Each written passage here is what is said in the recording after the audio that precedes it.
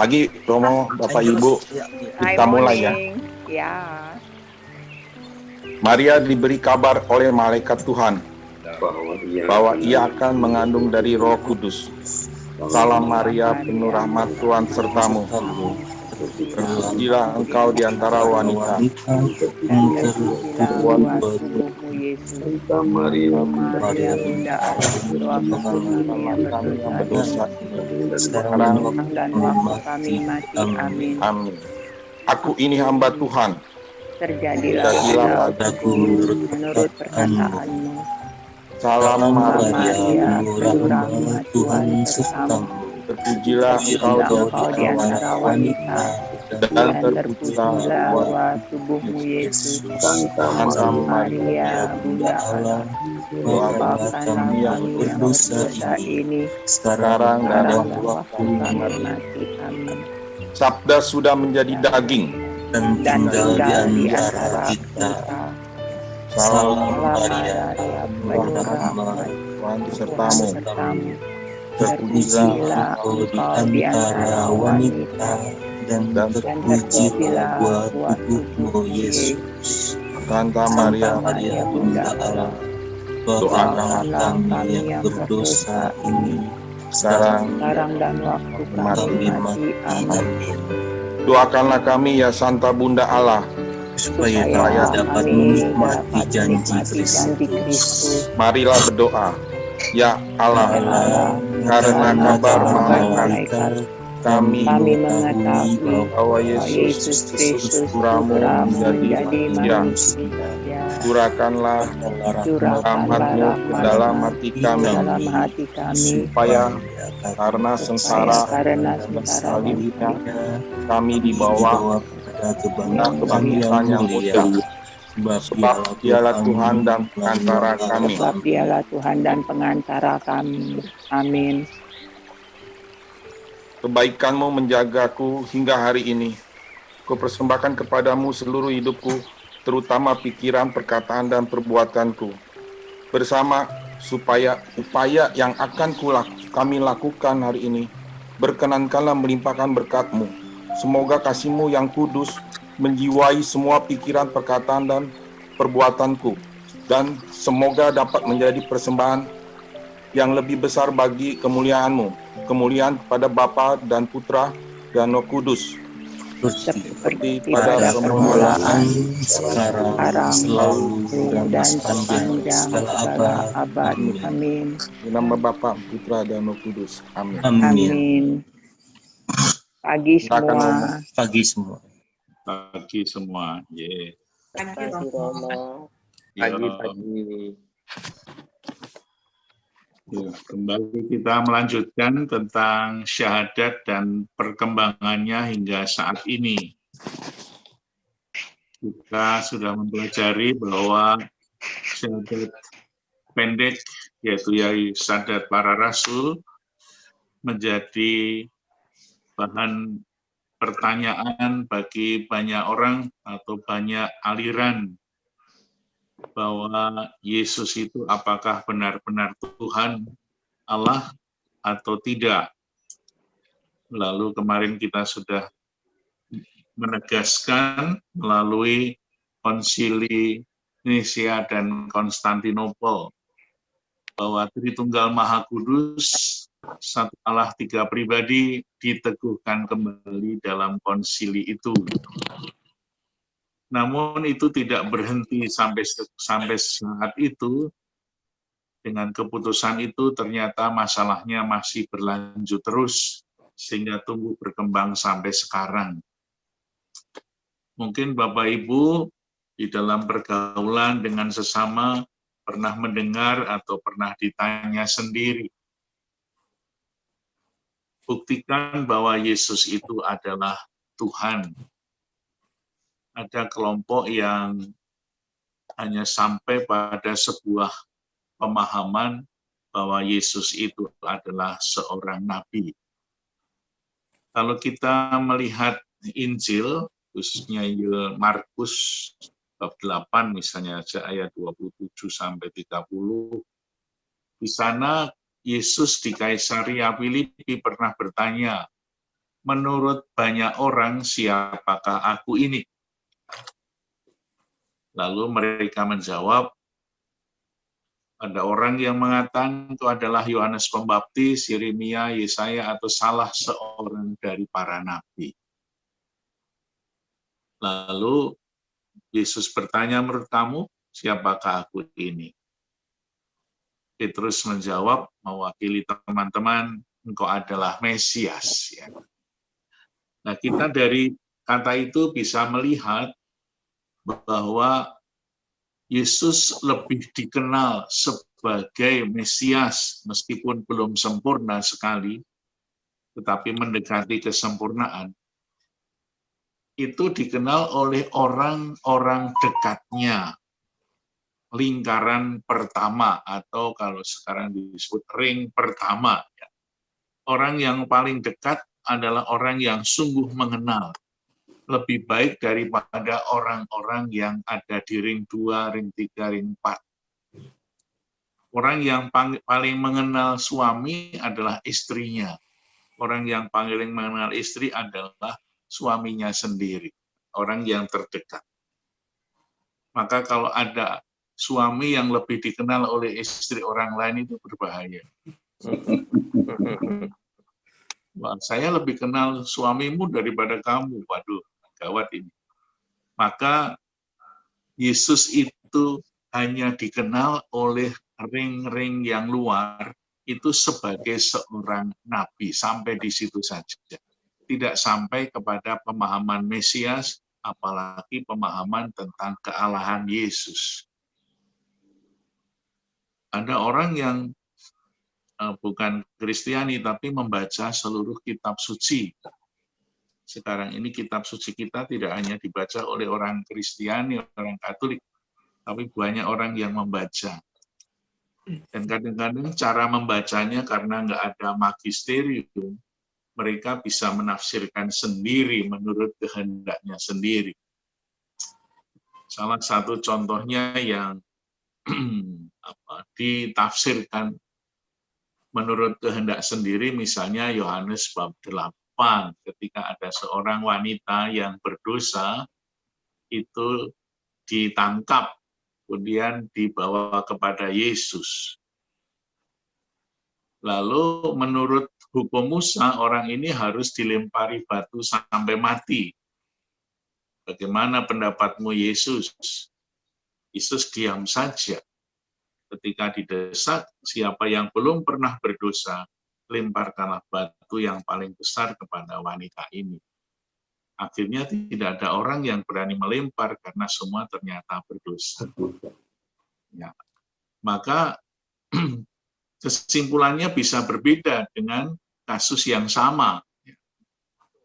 Kita mengatakan bahwa Yesus adalah seorang pengampun. Allah mengampuni orang berdosa yang bertobat. Maka dia kemudian diterima menjadi orang yang dekat dengan Yesus. Tetapi ada orang yang tidak mempunyai latar belakang Kristiani, kemudian menampilkan apa? Kesimpulannya berbeda. Itu Yesus kan mendukung pelacur, kan? Jadi memperbolehkan pelacuran. Kan berbeda sekali kesimpulannya. Maka orang yang mempunyai relasi dekat, paling dekat adalah orang yang bisa menghayati dan mendalami siapakah Yesus lebih baik daripada yang ring-ring yang berikutnya. Nah, begitu juga soal kealahan Yesus. Mungkin sekarang kadang-kadang kita mendengar dan bertanya, buktikan di dalam seluruh kitab suci, kapan Tuhan Yesus mengatakan, aku adalah Tuhan, sembahlah aku. Itu kadang-kadang beredar dalam YouTube atau di dalam pembicaraan. Nah, berbeda kesimpulannya dengan kita, kan? Kita tidak pernah mendengar bahwa Yesus mengatakan, aku ini adalah Allahmu, sembahlah aku. aku. Dalam perjanjian baru nggak ada. Kalau dalam perjanjian lama ada dalam kitab Keluaran. Nah, lalu bagaimana? Kalau di dalam Injil juga tidak pernah Yesus mengatakan, aku bukan Tuhan, ya kan? Maka bisa disimpulkan pula bahwa tidak setiap orang yang mengatakan aku adalah Tuhan, itu bukan Tuhan.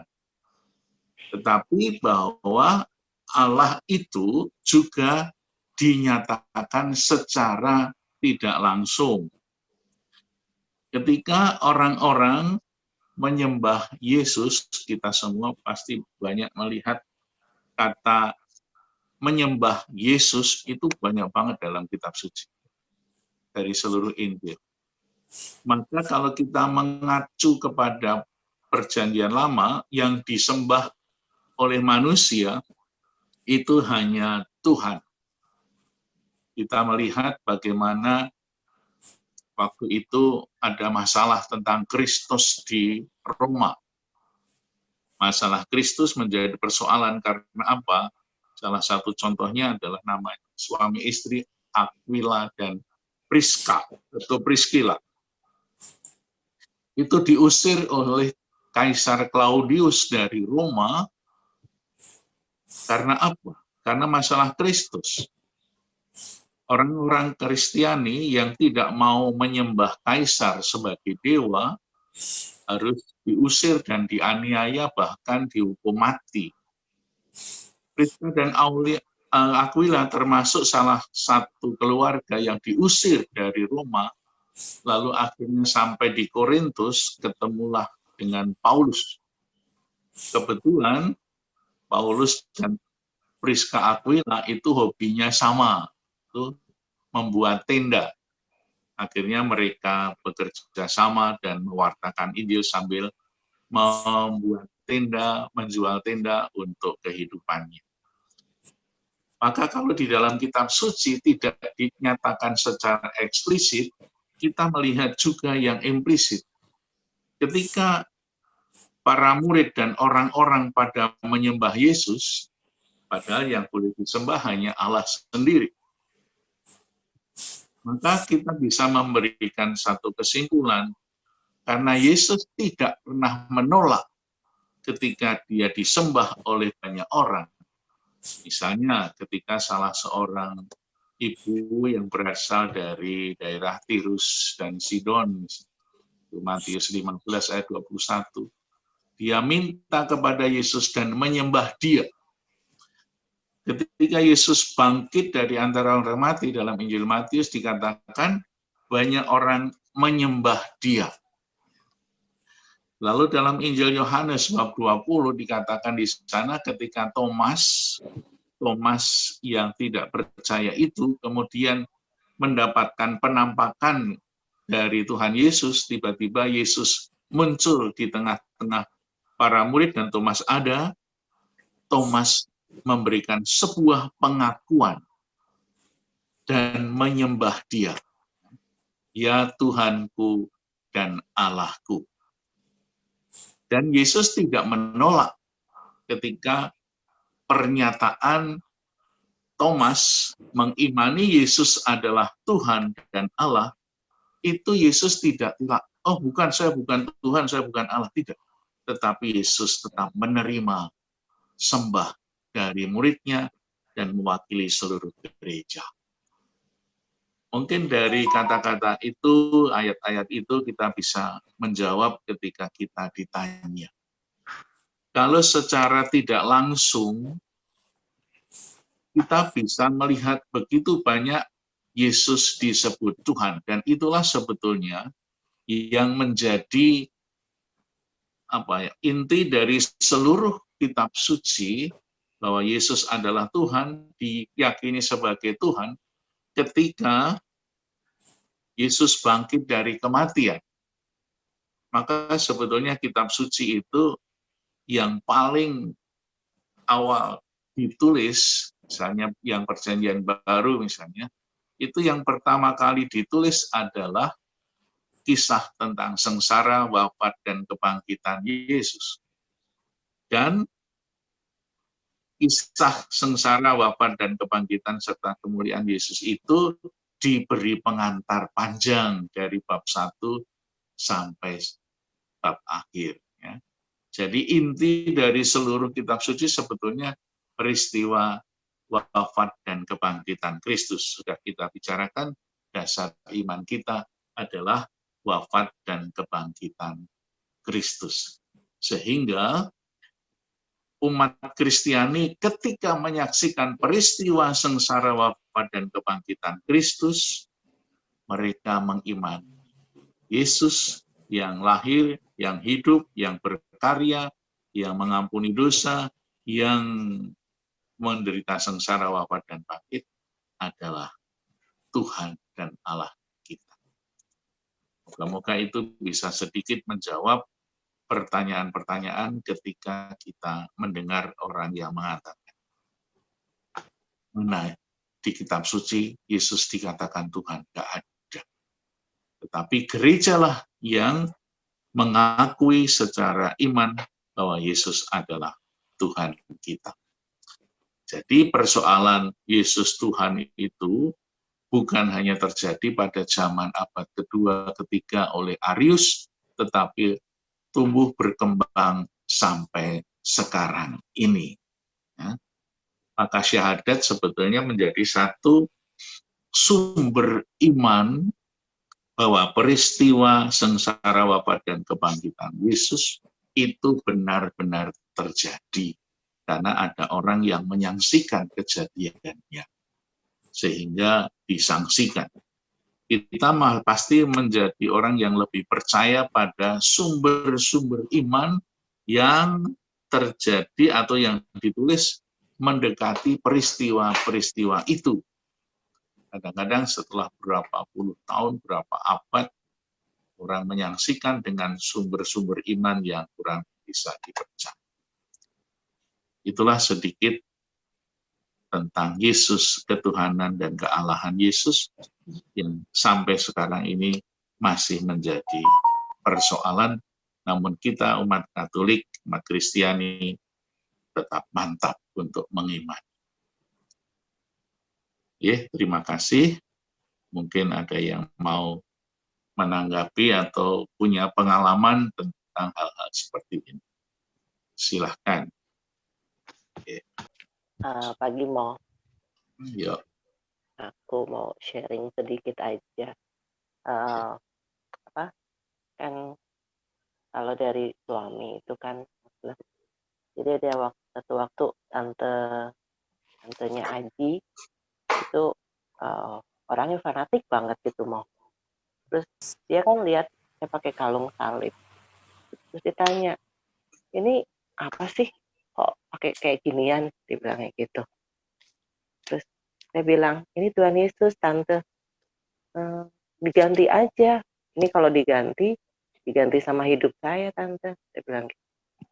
Tapi puji Tuhan, sampai sekarang terakhir sebelum si Tante meninggal, Tante itu termasuk yang ada strict itu, tapi dia ternyata baik banget sama aku. Padahal aku ngomongnya kayak gitu aja gitu loh. Meskipun ya beda, tapi ternyata dia tetap baik gitu. Aku bersyukur aja gitu. Iya. Yang percaya, keyakinan, iman. Orang mana dia? Orang Bandung. Bandung, Sunda ya? Iya. Oh, Sunda. Iya. Dipegang gitu sama dia. Ya sebetulnya kalau kita merunut ke belakang, kita ini punya negara Indonesia yang sangat beragam dan sangat bersaudara. Tidak pernah ada masalah. Tapi dulu saya dari kecil, saudara saya juga banyak yang Muslim. Pakde saya itu bahkan di rumahnya punya masjid. Dan aku sering tidur dulu waktu kecil. di rumahnya saya. Terus kemarin beberapa waktu yang lalu ada pertemuan keluarga bersama, saya pakai jubah, saudara saya yang pakai jilbab, lalu foto bersama, rangkul-rangkulan. Bagus ya. Jadi sebetulnya kita ini tidak pernah ada masalah. Iya. Sampai sekarang juga saudara-saudara kita umat Muslim juga menganggap kita sebagai saudara. Tetapi menjadi rusak gara-gara ini. Oknum. Kita berdoa saja semoga semuanya aman seterusnya.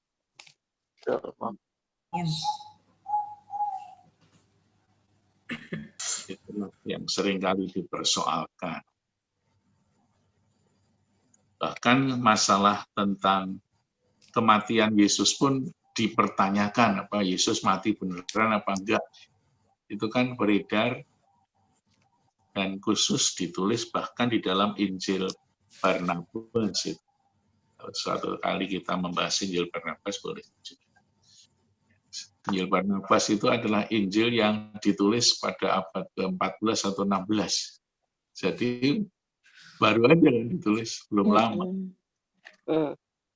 Sehingga itu tidak diambil dari sebuah sumber yang bisa dipertanggungjawabkan. Banyak tulisan-tulisan yang tidak sesuai dengan fakta yang sebenarnya.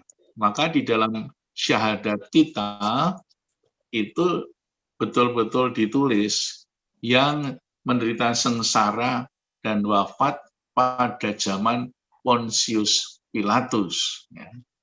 Sehingga peristiwa wafat dan kebangkitan Kristus itu dicatat dalam sejarah.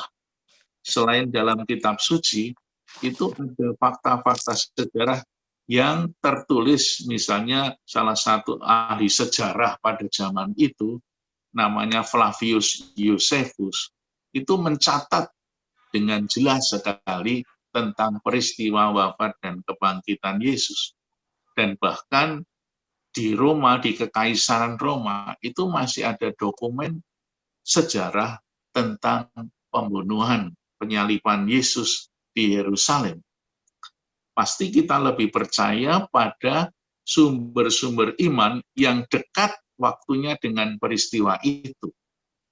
Kalau ada kitab Injil Barnabas yang ditulis 16 abad sesudahnya, pasti sangat jauh dari saat atau waktu yang terjadi, sehingga kita lebih percaya kepada sejarah yang ditulis pada saat itu juga. Karena apa? Karena waktu itu kan, selang waktu itu kan bisa berubah. Kadang-kadang kalau kita ditanya, atau saya waktu masih ada Simbah Eyang itu saya tanya, Eyang, Mbah itu lahir tahun berapa? Dia nggak pernah ingat, ya. Karena dulu ada kalender. Ya, pokoknya saya waktu itu ketika Gunung Kelut meletus, saya sudah gede. Nah, itu kan peristiwa-peristiwa yang mendekati itulah yang seringkali dicatat. Itulah yang kita imani sebagai peristiwa yang sesungguhnya. Maka begitu juga kealahan Yesus. Maka penting dalam syahadat itu disalib pada zaman Pontius Pilatus. Karena memang itu menjadi sebuah catatan sejarah bahwa peristiwa itu terjadi ketika Pontius Pilatus menjadi wali negeri atau semacam gubernur dari Roma. Kenapa? Karena Roma itu, Kekaisaran Roma itu kan menguasai seluruh daerah Eropa, bahkan sampai ke Palestina, ke Syria, ke Korintus, sehingga dia mempunyai, atau Kekaisaran Roma itu mempunyai perwakilan untuk mengawasi daerah-daerah jajahannya. Misalnya provinsi Akaya itu menjadi salah satu dari provinsi Roma, meskipun jauh itu dekat Korintus. Di Syria juga ada, dan lain-lainnya. Maka kata dalam kitab dalam pengakuan iman para rasul itu fakta sejarah dan juga saat peristiwa itu terjadi dicatat dalam masa Pontius Pilatus ada di Yerusalem. Sehingga catatan itu menjadi sebuah bukti nyata bahwa Yesus sungguh-sungguh disalibkan di Golgota di Yerusalem.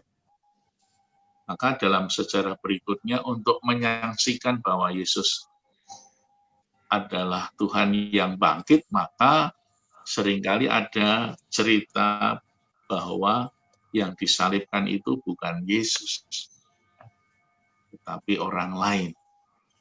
Sebetulnya latar belakangnya itu juga ideologi dan budaya dari Yahudi. Kira-kira seperti itu. Ya, itulah syahadat kita yang kemudian disempurnakan dalam syahadat yang panjang.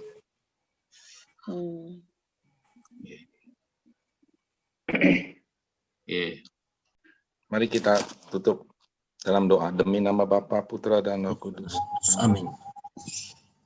Kami mohon pimpinlah ya Bapa, tindakan kami dengan wahyu-Mu, agar kami selalu melaksanakannya dengan bimbingan-Mu yang penuh kasih, sehingga dalam setiap doa dan karya kami akan selalu memulainya bersama-Mu dan mengakhirinya dengan bahagia bersama-Mu pula. Kami mohon dari berkat dari Romo Gun. Tuhan sertamu Dan sertamu juga. Semoga kita semua, keluarga kita, dan seluruh aktivitas kita pada hari ini senantiasa diberkati oleh Allah yang Maha Kuasa, Bapa dan Putra. Amin. Amin. Selamat Kasih, pagi. Selamat pagi, Romo. Terima kasih. Pagi semua, Pak Yogi, Pagi Pak Iwan, selamat ibu-ibu semua yang beraktivitas. ada, ya.